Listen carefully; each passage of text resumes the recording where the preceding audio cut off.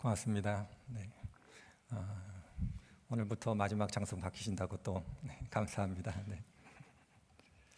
자, 한 주간 평안하셨나요? 네. 날씨가 이제 많이 더워질 것 같습니다. 추울 때는 추운 대로, 또 더울 때는 더울 대로 건강하시기 위하여 기도하도록 그렇게 하겠습니다. 인간은 참으로 다차원적인 존재입니다. 사람에 대해서 말하자면 참으로 많은 이야기를 할 수가 있습니다. 그래서 사람마다 그리고 연구자마다 사람에 대한 내용도 다르고 정의도 다릅니다. 그럼에도 불구하고 그저 일반적으로 말씀드리는 것을 좀 말씀을 드리면 사람에게는 이성과 감정이 있다고 합니다. 이성과 감정이 무엇입니까? 구체적으로 이야기하자면 많은 이야기를 해야 되기 때문에 말씀은 드리지 않고 그저 상식적인 수준에서 말씀드리면 사람은 이성이 있고 감정이 있습니다. 이렇게 이야기를 합니다. 다 동의하시리라 생각이 들어집니다. 그렇다면 사람이 가지고 있는 이성과 감정 중에 사람의 행동을 좌우할 때에 어느 것이 더 영향력이 있다고 생각을 하십니까? 어떤 사람은 이성이 사람의 행동을 더 좌우합니다. 이렇게 말씀을 할 것이고 어떤 사람은 아닙니다. 인간의 감정이 사람의 행동을 더 좌우합니다. 그렇게 이야기를 하실 겁니다. 정답은 아니지만 저의 개인적인 경험에 비추어 말씀을 드리자면 이성보다는 감정이 사람의 행동을 더 좌우하는 것 같습니다. 다 경험들이 있으시라 생각이 들어집니다. 어떤 화나는 일이 있었을 때에 머리로는 화를 참아야지 이런 생각을 하지만 정작 화를 내고 있는 나 자신을 발견할 때가 많이 있으실 겁니다. 나도 모르게 뛰는 심장을, 감정을 주체할 수가 없는 거죠. 나중에 후회하지만 결과적으로 머리보다는 마음, 가슴이 더 우리의 행동을 좌우하는 것을 경험하게 됩니다. 다 동의는 안 하시더라도 그렇다, 고개는 끄덕이라 생각이 들어집니다. 저만 이런 생각을 했던 것은 아닌 것 같습니다. 대략 300여 년 전에 살았던 어느 학자도 비슷한 얘기를 했던 것을 보게 됩니다.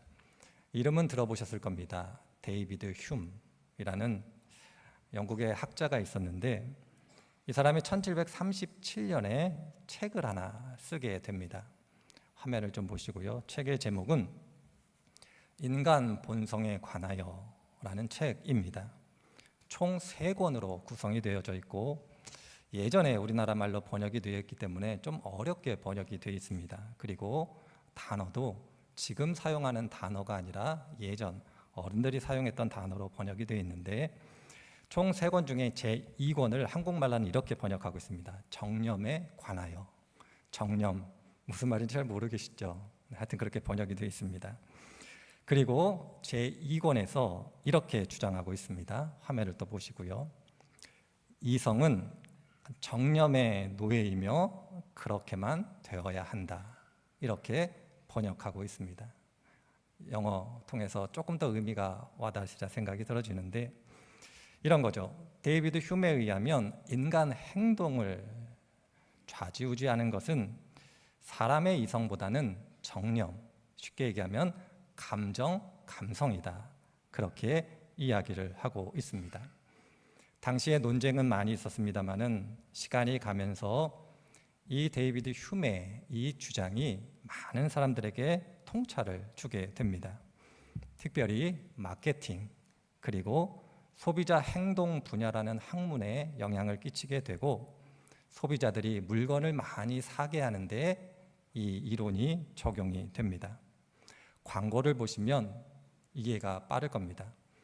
우리의 물건은 이렇게 장점이 있습니다 라는 이야기보다는 인간이 가지고 있는 감정에 호소하는 광고들이 많이 있습니다. 물건을 구매하게 될 때도 이 물건을 사면 멋있게 보입니다. 아름답게 보입니다. 우아하게 보입니다.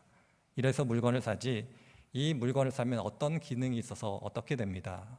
이래서 물건을 사는 경우는 많지 않은 것을 보게 됩니다. 그래서 인간의 감정이라는 것, 그것이 우리의 행동을 좌우한다. 그렇게 이해하는 데 많은 도움을 주었던 학자입니다. 요새 정치의 시절, 선거의 계절인데 정치에서도 선거 캠페인을 이성보다는 유권자의 감정을 중심으로 선거 캠페인을 하는 것을 보게 됩니다. 긍정이 됐던 부정이 되었던 사람, 유권자의 감정에 호소함으로 한 표를 달라고 하는 선거 캠페인이 많은 것을 보게 되고, 결론적으로만 말씀드리자면 이성보다는 감정에 호소할 때에 표를 얻는데도 도움이 많이 됩니다. 개인적으로는 동의하는 것은 아닙니다만은 목회에서도 성도님들의 감정을 통해서 목회하는 경우들이 없다, 그렇게 이야기하기가 어렵습니다. 그런 의미 속에서 사람의 감정이라는 것, 그것이 우리의 행동을 좌우하는 데 많은 영향력을 끼친다, 그렇게 이해하시면 될 겁니다. 사람은 참으로 많은 감정들을 가지고 있습니다. 한 사람이 가지고 있는 감정을 세어보면 무수히 많은 감정을 표출하고 살아가게 되는데, 그래서 그럼 모든 사람이 가지고 있는 감정은 없을까? 이런 연구를 한 학자도 있었습니다. 감정과 인간의 표정을 연구한 심리학자가 있는데 폴 에크만이라 불리우는 학자입니다. 이 사람이 연구한 다음 모든 사람이 가지고 있는 시대, 장소, 문화를 떠나 가지고 있는 대략 6가지 감정이 있다, 그렇게 이야기를 했습니다. 그 6가지 감정은 기쁨, 슬픔, 분노, 두려움, 혐오, 놀람, 이렇게 정리하고 있습니다. 물론 이후로 연구를 더한 다음 여러 가지 감정을 더 추구합니다마는 많은 사람들에게는 이 6가지 감정으로 널리 알려져 있는 학자입니다. 서론이 좀 길었습니다마는 어찌되었던 인간의 감정은 사람마다 어떤 행동을 좌우하고, 그리고 인간들은 사람마다 좀 다를 수 있지만 대략 공통적인 감정이 있다, 그렇게 이해를 하시면 됩니다. 그럴 때 오늘 본문과 관련돼서 인간이 가지고 있는 감정 중에 한 감정에 좀 집중해 보려고 합니다. 그 감정은 두려움이라고 이름 붙여진 감정입니다. 두려움이라는 감정을 다 느껴보셨을 겁니다. 어느 때 느끼시나요? 두려움이라는 감정을 느끼는데 어느 때 느끼는가 생각해 보시지는 않으셨을 겁니다. 두려움이라는 감정은 사람들에 의하면 언제 느끼게 되냐면 우리의 생명이 위협을 받을 때, 생명의 위기를 느낄 때 느끼는 감정이 두려움이라고 합니다. 그래서 연구자들은 두려움이라는 감정은 생명과 연관된 감정입니다, 이렇게 표현하는 것을 보게 됩니다. 여기서 말하는 죽음이라는 것, 생명이라는 것은 육체의 죽음만을 의미하는 것은 물론 아닐 겁니다. 심리적인 죽음도 있을 수 있고 정서적인 죽음도 있을 수 있고 사회적인 죽음도 있을 수 있을 겁니다. 이러한 죽음의 위협, 생명의 위험에 처했을 때 갖게 되는 감정이 두려움이다, 이렇게 이해해 볼 수 있을 겁니다. 곰곰이 생각해 보면 맞는 것 같습니다. 언제 두려움을 느끼냐면 생명이 위협을 당할 때, 그리고 그 생명이 위협을 당하면 누구나 예외 없이 두려움이라는 감정을 갖게 됩니다. 그리고 그 감정은 사람으로 하여금 어떤 행동을 하게끔 합니다. 그러할 때 두려움이라는 감정은 그런 의미 속에서 좋은 쪽으로도 나쁜 쪽으로도 발현될 수 있다, 이렇게 생각할 때에 오늘은 긍정적인 면보다는 부정적인 면에 좀 집중해서 말씀을 드려보려고 합니다. 그리스도인들도 두려움이라는 감정을 갖게 됩니다. 하나님을 믿지만 두려움이라는 감정을 갖게 되면 그 감정은 믿음 안에서 어떤 행동을 하게 하고, 그 행동은 우리의 믿음을 왜곡시키는 결과를 가져오게 됩니다. 마태복음 14장을 보면 예수님께서 홀로 기도하러 가신 장면이 등장합니다. 예수님은 기도하러 가셨고 제자들은 배를 타고 바다에 있었습니다. 예수님께서 기도를 마친 다음 무리를 걸어 제자들에게 걸어오십니다. 처음에는 멀리서 걸어오신 예수님을 유령으로 여겨 제자들이 두려워합니다. 그러나 가까이 오자 자신들이 따랐던 예수님을 알게 되자 마음에 안심하게 됩니다. 그리고 놀랍게도 베드로가 감히 예수님께 이렇게 이야기합니다. 예수님이 무리를 걸어오시는 걸 보니 저도 무리를 걷고 싶습니다. 이렇게 예수님께 요청을 합니다. 예수님의 마음을 알 수 없지만 예수님께서 그럼 무리를 한번 걸어보라 그렇게 말씀하시고 베드로는 무리를 걷게 됩니다. 예수님께 한 걸음 한 걸음 걸어가게 됩니다. 그런데 성경은 이 베드로의 모습을 끝내 무리를 걸어 예수님께 도착했다 이렇게 기록하고 있지 않고 베드로의 다른 모습을 보여주고 있습니다. 그것은 무엇이냐면 예수님을 바라보고 무리를 걷던 베드로가 바다를 보고 두려워하게 되었고 결과적으로 물에 빠지게 됐다 이렇게 이야기하고 있습니다. 믿음으로 무리를 걸었던 베드로, 저는 무리를 걸어본 적이 없습니다. 대단하죠. 베드로의 믿음은 대단합니다. 그런데 그렇게 무리를 걸었던 베드로가 바람을 보고 두려워하자 물에 빠지게 됩니다.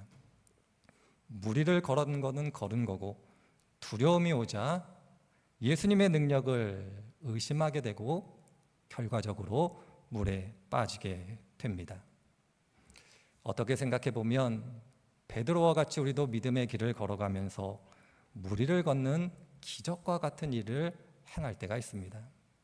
그러나 베드로가 물에 빠진 것처럼 예수님이 아닌 다른 것을 보고 두려워하게 되므로 베드로와 같이 물에 빠지는 경우가 있음을 고백하게 됩니다. 두려움이라는 것은 그런 의미 속에서 우리들의 믿음의 길을 걸어가지만 우리들의 믿음의 한계를 드러내고 심지어 믿음을 왜곡시키는 그러한 일들도 하게 됩니다.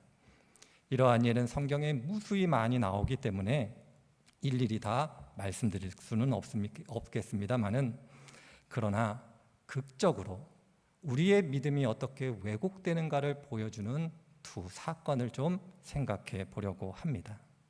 첫 번째로는 사무엘상 15장에 등장하는 사울왕의 이야기입니다. 사무엘상 15장을 보면 하나님께서 이렇게 사울왕에게 말씀하십니다. 내가 아말렉 족속을 진멸할 거다. 그러니 너희들은 담대히 나아가 아말렉 족속과 전쟁해라. 내가 너희와 함께할 것이니 이 전쟁에서 반드시 승리할 거다. 그렇게 말씀하십니다. 그리고 사울왕에게 계속해서 하나님께서 말씀하실 때 전쟁에서 승리하게 되면 너희들이 아말렉에 속한 모든 것을 다 진멸해라. 이렇게 말씀하십니다. 그리고 하나님의 말씀대로 아말렉과의 전쟁에서 승리하게 되고 승리 후 사울왕이 아말렉의 것을 다 진멸할 때에 웬일인지 알 수는 없었지만 좋은 것은 남겨두고 하찮은 것만 진멸합니다. 하나님께서 이 사실을 알게 된 다음 성경을 보니 내가 사울을 왕으로 세운 것을 후회한다. 그렇게 말씀하고 계십니다. 하나님께서 후회하셨다. 이렇게 표현을 하고 있는데 성경을 보면 하나님께서 후회하신 장면이 많지가 않습니다. 그런데 하나님께서 후회하게 되시면 참으로 무서운 일이 벌어지게 됩니다. 성경을 읽어보면 하나님께서 처음으로 후회하신 장면이 기록되어진 성경 말씀이 있습니다. 창세기 6장입니다. 창세기 6장을 읽어보면 하나님께서 이렇게 말씀하십니다. 내가 인간을 창조한 것을 후회한다. 이렇게 말씀하시고 마음에 결정하십니다. 온 지면에서 살아 숨쉬는 것을 다 죽여야겠다. 그렇게 말씀을 하시고 그 마음 먹은 대로 노아의 가족을 제외하고는 살아 숨쉬는 모든 것을 지면에서 쓸어 버리십니다. 하나님께서 후회하셨다라는 것은 단순히 하나님이 감정적으로 어떤 것을 표현하셨다라는 의미보다는 참으로 무서운 일이 벌어지게 되는 겁니다. 하나님의 말씀에 불순종한 사울을 보고 하나님께서 말씀하신 거죠. 내가 사울을 왕으로 세운 것을 후회한다. 그렇게 말씀하십니다. 그런데 웬걸요? 하나님께서 후회하실 정도로 이렇게 하나님의 하지 말라는 것을 했음에도 불구하고 사울 왕은 여기서 끝나지 않습니다. 성경을 마저 읽어보니 더 큰 잘못을 하게 되는데, 그것은 무엇이냐면 전쟁에 승리한 것을 기념하여 자기를 위하여 기념비를 세웠다. 그렇게 이야기하고 있습니다. 하나님의 말씀에 불순종한 것도 큰 일인데, 여기에 더하여 스스로 하나님의 자리에 서게 된 겁니다. 바로 이것이 사무엘상 15장에 등장하는 사울 왕의 모습입니다. 모든 일이 다 끝난 다음 하나님께서 그의 사자 사무엘을 사울 왕에게 보내십니다. 그리고 이렇게 말씀하십니다. 왕이시여, 당신이 하나님을 버렸으니 하나님도 당신을 버릴 겁니다. 이런 말씀을 듣게 됩니다. 사울 왕의 입장에서는 청천벽력과 같은 이야기였을 겁니다. 그래서 사울은 하나님께 이렇게 변명하여 이야기합니다. 사무엘상 15장 24절에 이렇게 변명하고 있습니다. 내가 하나님 말씀을 지키지 않고 기념비를 세운 것은 다른 데 있지 않습니다. 내가 백성을 두려워하여 그들의 말을 들었기 때문에 그렇습니다. 이렇게 이야기하고 있습니다. 사울 왕은 그의 백성들을 두려워함으로 그의 믿음이 왜곡된 겁니다. 백성들에게 인정받지 못하면 어떻게 될까? 백성들이 나를 왕으로 인정하지 않으면 어떻게 될까? 전쟁에서 승리했는데 전리품을 나누어 주지 않으면 나를 왕으로 인정하지 않을 텐데 어떻게 될까? 이런 두려움을 사울 왕이 갖게 된 거고, 나의 이름을 높이기 위해서는 그래서 기념비를 세워야겠다, 이런 마음을 먹게 된 겁니다. 사울은 정작 두려워야 될 하나님이 아닌 사람을 두려워하여 그의 믿음이 잘못되고 있습니다. 사울을 통해서 저희들이 배워야 되는 건 많이 있습니다만 그 중에 하나가 순종이라는 신앙의 덕목입니다. 순종. 저희들은 쉽게 이야기하지만 성경을 읽어보면 하나님께 순종한다라는 것은 항상 죽음을 전제하고 있음을 발견하게 됩니다. 순종은 사람을 두려워하지 않아 그 사람들에 의하여 죽을 수 있다라는 것을 각오한 사람들이 하는 것이 하나님께 순종이다. 그렇게 성경이 가르쳐주고 있습니다. 순종은 하나님을 향한 거룩한 두려움이 있을 때 가능한 겁니다. 마태복음 10장 28절을 보면 예수님께서 이렇게 말씀하고 계십니다. 몸은 죽일지라도 영혼은 죽이지 못하는 자를 두려워하지 말고 영혼도 몸도 둘 다 지옥에 던져 멸망시킬 수 있는 분을 두려워하라. 그렇게 이야기하고 있습니다. 두려움이라는 감정, 그것이 하나님을 향할 때는 긍정적으로 나타나지만 하나님이 아닌 세상의 것에 의하여 두려움을 가지게 될 때에는 그것이 참으로 부정적인 면으로 나타남을 보게 됩니다. 불순종하게 되고 거기에 더하여 하나님의 자리에 서게 되는 것이 바로 두려움이라는 감정이 갖고 있는 한 모습입니다. 죽음에 대한 두려움, 백성으로부터 인정받지 못할 것에 대한 두려움, 왕으로서의 권위가 서지 못할 것에 대한 두려움으로 인하여 불순종하고 하나님의 자리에 서게 됐음을 사울이 보여주고 있습니다. 이것이 첫 번째 모습입니다. 두 번째로는 여러분들이 잘 알고 계신 아브라함의 예입니다. 창세기 12장과 20장을 보면 아브라함이 자기의 아내를 동생으로 속이는 장면을 볼 수 있습니다. 하나님의 은혜를 따라 모든 일이 잘 해결되었음을 잘 아실 겁니다. 그래서 성도님들은 보통 아브라함이 자신의 아내를 동생으로 속였습니다. 그러나 하나님께서 잘 해결해 주셨습니다. 이렇게 기억하실 겁니다. 그러나 성도님들이 잘 모르고 계시는 것이 하나가 있는데 그의 아들 이삭의 어떤 사건입니다. 창세기 26장을 보면 이삭이 블레셋 땅에 거하게 됩니다. 그런데 웬일인걸요? 아브라함과 동일한 일을 이삭도 하게 됩니다. 이삭도 자신의 아내 리브가를 내 여동생입니다. 이렇게 속이는 장면을 보게 됩니다. 아브라함은 하나님이 누구시고 하나님이 어떻게 일하시는 것을 경험하지 못했기 때문에 아내를 여동생으로 속일 수 있었다. 그렇게 이해해 볼 수 있을 겁니다. 그런데 이삭은 조금 다릅니다. 어머니로부터 아버지로부터 그가 살아있는 동안 평생 들었을 겁니다. 얘야, 내가 과거에 이러이러한 잘못을 했는데 하나님께서 이렇게 구원해 주셨다. 그것도 한 번이 아니라 2번이다. 참으로 좋은 분이시고 참으로 능력이 많으시고 참으로 우리와 함께 하시는 분이다. 그런 이야기를 그의 부모 아브라함과 사라로부터 들었을 겁니다. 이삭이라는 인물 또한 그가 일평생 살아가면서 하나님의 살아계심을 경험했음을 창세기를 통해서 보게 됩니다. 그럼에도 불구하고 블레셋 땅에 거했을 때 이삭 또한 그의 아버지처럼 아내를 동생이라 이야기하고 있습니다. 그리고 성경은 이삭이 이렇게 행동한 이유를 창세기 26장 7절에서 이렇게 이야기하고 있습니다.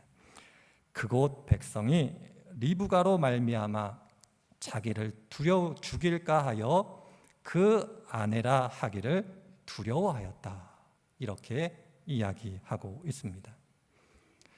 이삭의 이야기를 통해서 저희들이 배우게 되는 것은 다른 것이 아닙니다.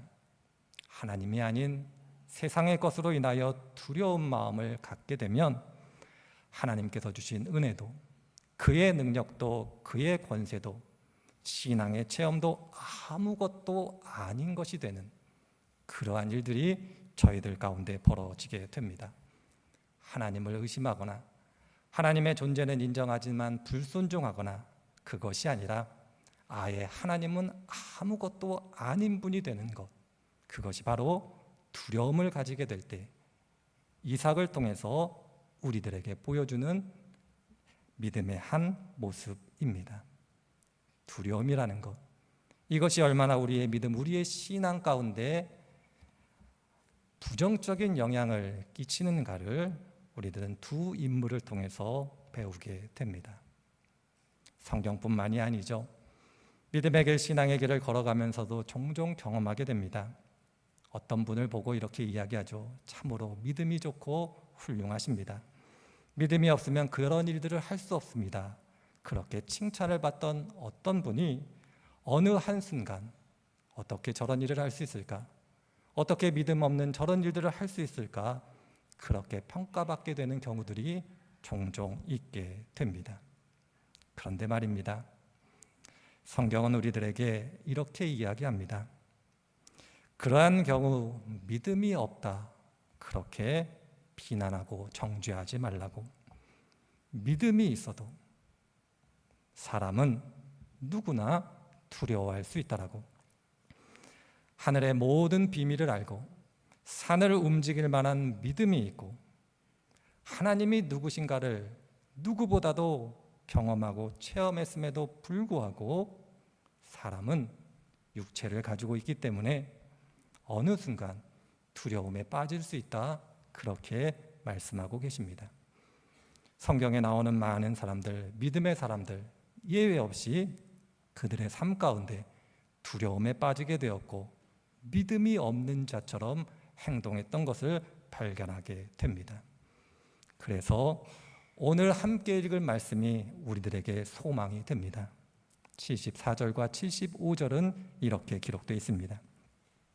우리를 원수의 손에서 건져주셔서 두려움 없이 주님을 섬기게 하시고 우리가 평생 동안 주님 앞에서 거룩하고 의롭게 살아가게 하십니다. 하나님은 이런 분이십니다. 우리가 믿음 없는 행동을 한다 할지라도 두려움으로 인하여 차마 해서는 안 된 일을 한다 할지라도 하나님은 그것을 알고 계시기 때문에 우리를 긍휼히 여기시고 그의 언약을 기억하시고 우리의 한계를 아시기 때문에 원수의 손에서 건져주시고 그리고 평생 거룩하고 의롭게 살아갈 수 있도록 그 두려움 가운데 우리들을 구원해내신다. 그렇게 성경이 가르쳐주고 있습니다. 오늘 사가랴가 하나님 앞에서 고백한 신앙의 고백은 이와 같습니다. 두려워하니 잘못됐다 이렇게 이야기하는 것이 아니라 두려워할 수 있다. 하나님께서 아시기 때문에 너희들을 끝없이 그 두려움 가운데 건져내고 계시다. 그렇게 이야기하고 있는 겁니다. 그래서 저는 이렇게 오늘 성도님들에게 말씀드려보고 싶습니다. 베드로처럼 물 위를 걸으실 겁니다.